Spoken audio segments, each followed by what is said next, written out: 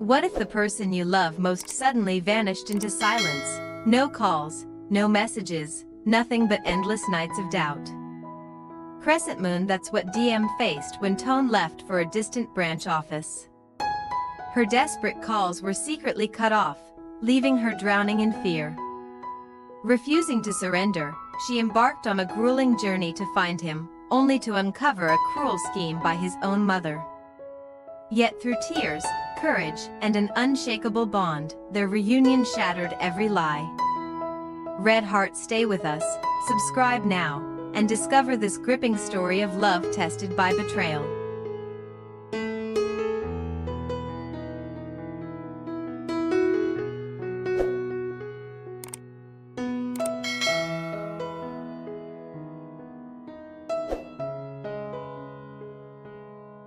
The day Toan left for his business trip, the air in the small house felt unusually heavy. Diem had waved goodbye at the gate, her eyes swollen with tears as she clutched the edge of her apron. Toan had smiled reassuringly, promising her that it was only for a short while, that once the new branch was stable, he would return. Yet the moment his figure disappeared down the road, an aching emptiness began to spread in Diem's chest. She tried to console herself, it's just work. He'll call tonight. Everything will be fine.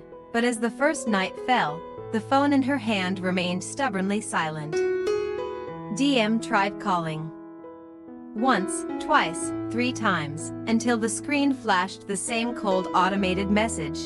The number you are trying to reach is currently unavailable. She frowned. Perhaps Toan was busy, or the signal was weak. She waited. Midnight passed, her eyes red from staring at the dim light of her phone. Still nothing. The second day came. She tried again and again, her voice trembling as she whispered his name to the receiver, as though her longing could cross the distance between them. But the answer was always the same, that merciless voice reminding her that Toan was unreachable. Panic slowly seeped into her heart. Something was wrong. This wasn't like him. Toan was the kind of man who never forgot to send even the briefest message when he was late. He knew how easily she worried, how fragile her heart could be. For him to vanish like this, it was unthinkable. Each night Diem sat by the small oil lamp, her tears soaking into the letters she began to write but never sent. She would scribble down words of worry and longing. Are you eating well? Is the work too hard? I miss you so much, Toan. Please, just one call. Yet no reply ever came. The walls of the house seemed to close in on her, each shadow whispering doubts she tried to push away. Had something happened to him? Was he hurt? Or had he chosen silence? Little did Diem know, the silence was not born of accident or neglect. Behind it lay the careful, deliberate hands of someone who had never accepted her place beside Toan. His mother. The woman had smiled so sweetly when Toan departed, pretending to bless his journey, but inside she had already laid her plans. To her, Diem was nothing but an obstacle, a thorn in the perfect future she had envisioned for her son. It was she who had arranged for the line to be cut, who had whispered to acquaintances with influence to ensure every call from Diem would vanish into nothingness. She wanted distance, silence, despair. She wanted Diem to feel abandoned, to grow weary of waiting, to surrender and walk away from Toan's life once and for all. Each passing day of unanswered calls was a small victory for the mother, who waited for Diem's strength to crumble. But in the lonely nights when Diem clasped her hands together in prayer, when her tears fell onto the rough wooden floor, a quiet fire burned beneath her sorrow. For all the uncertainty, for all the fear that clawed at her chest, one truth remained unshaken: she believed in Toan. She believed he would never willingly let her suffer in silence. And that single fragile thread of faith was what kept her from falling apart completely. What Diem could not yet see was that this trial was only the beginning. The deeper she stepped into this silence, the closer she would come to uncovering a truth that could change everything about Toan, about his mother, and about the strength of her own heart.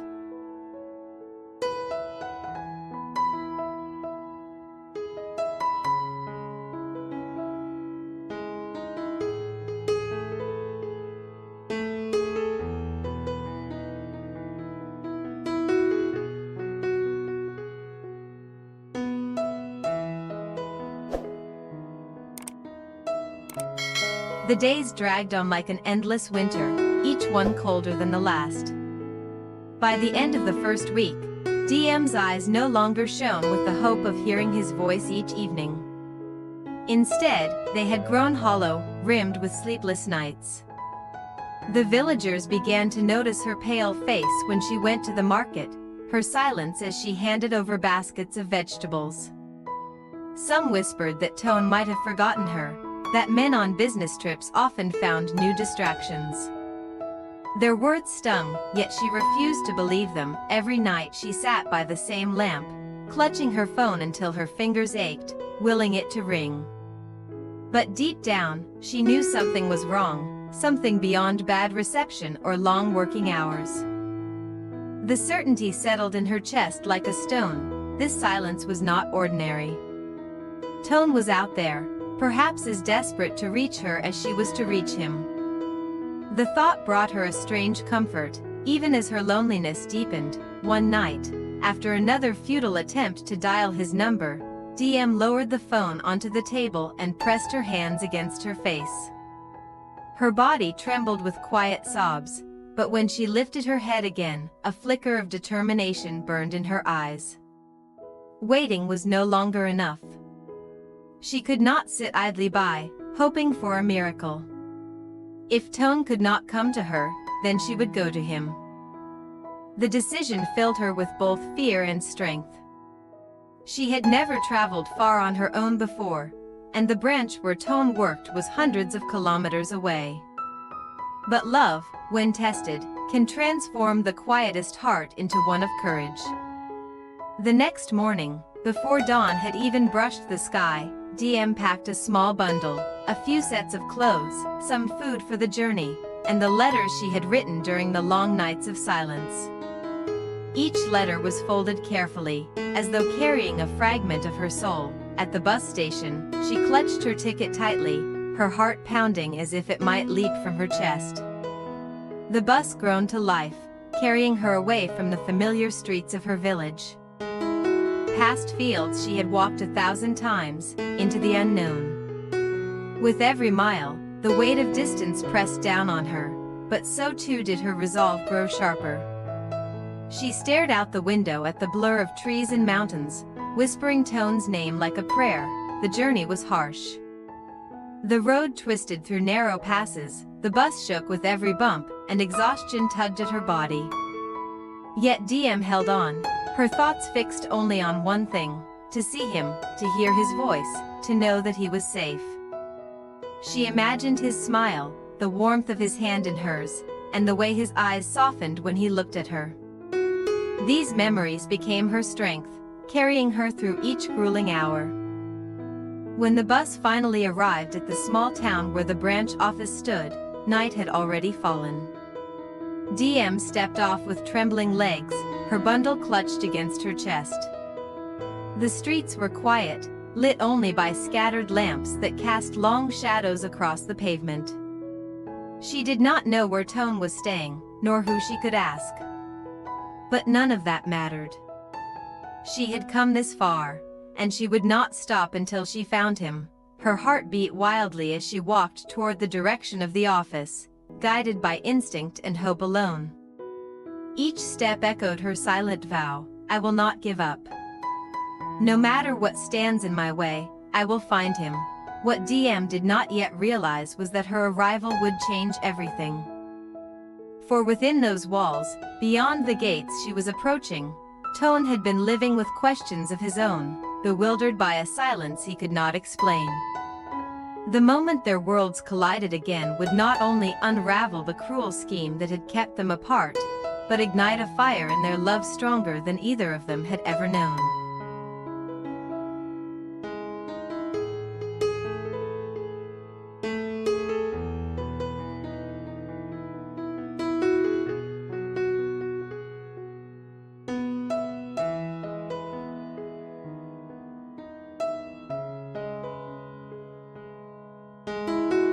The iron gates of the branch office loomed ahead, their black bars glinting faintly beneath the streetlights. Diem paused at the entrance, her breath catching in her throat. The building beyond was still alive with a few flickering lights, evidence of men working late into the night. She clutched her bundle tighter, her heart pounding with a mixture of fear and anticipation. Would he be there?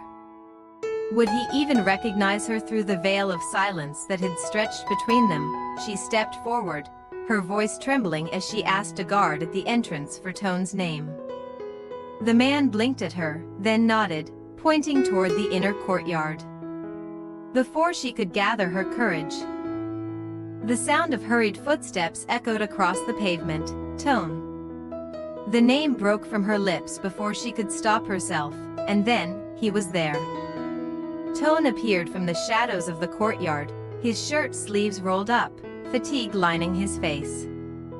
For a moment he froze, as if struck by a dream he dared not believe. Then recognition lit his eyes, and the weariness melted away in an instant. He ran, Diem dropped her bundle, and in the next breath she was enveloped in his arms. The world fell silent around them. Toan's embrace was fierce, desperate, as though he feared she might vanish again if he loosened his grip. Her tears soaked into his shoulder, and for the first time in weeks, her sobs were not of despair but of release. Diem, he whispered, his voice hoarse. Where have you been? Why didn't you answer me? I called and called, but it was as if the world swallowed you. She pulled back just enough to search his eyes, confusion flickering in her own. I called you every day, Toan. I never stopped. But I could never reach you. Not once. For a heartbeat, silence hung between them, heavy with realization. The truth dawned slowly, cruelly. It was not fate, nor accident, that had kept them apart. Someone had interfered. And as the puzzle pieces slid into place, there was only one person who could have woven such a deliberate silence, his mother. Toan's jaw tightened, anger flashing across his features. But he forced it down when he saw Diem's trembling hands.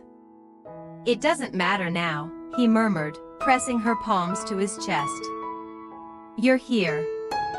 That's all that matters. Nothing, no one, will take you away from me again. In that moment, the walls that had threatened to crush Diem's spirit crumbled.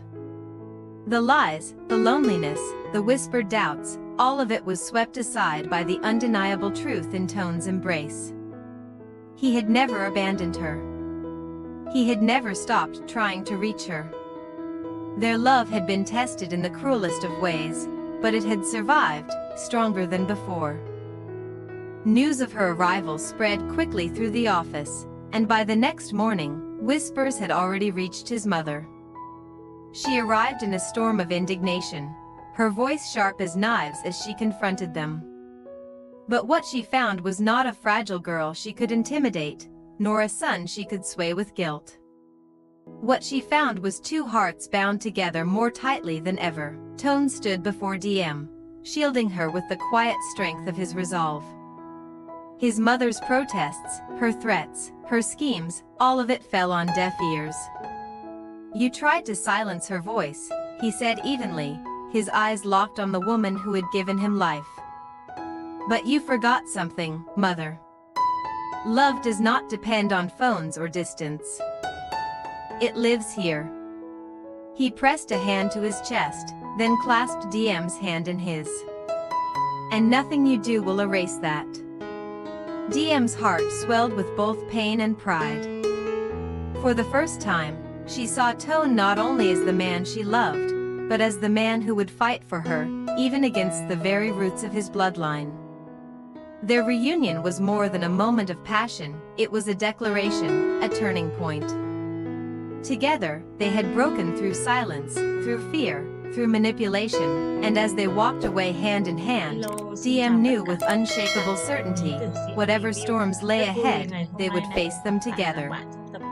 Their love had been forged in fire, and it would not be undone. Mất liên lạc giữa Diễm và Toàn. Cái sự mất liên lạc này có phải là tình cờ ngẫu nhiên hay không, hay thực sự là âm mưu của mẹ Toàn đến lần sau cố tình gây ra sự mất liên lạc của hai người để ngăn cản tình yêu của hai người. Bây giờ mẹ Toàn không ra mặt ngăn cản một cách trực tiếp nữa, như thế sẽ không hiệu quả, mà bà sẽ âm thầm phá đằng sau để cho Diễm và Toàn tự rời xa nhau. Liệu rằng âm mưu của bà có thành công hay không, tất cả sẽ được hé lộ vào các tập tiếp theo. Các bạn hãy đăng ký kênh để nhận được thông báo về tập mới nhất sẽ được phát sóng trên kênh vào lúc 6 giờ sáng hàng ngày giờ Việt Nam. Cảm ơn các bạn rất nhiều. Xin chào và hẹn gặp lại các bạn vào các tập sau. Bye bye.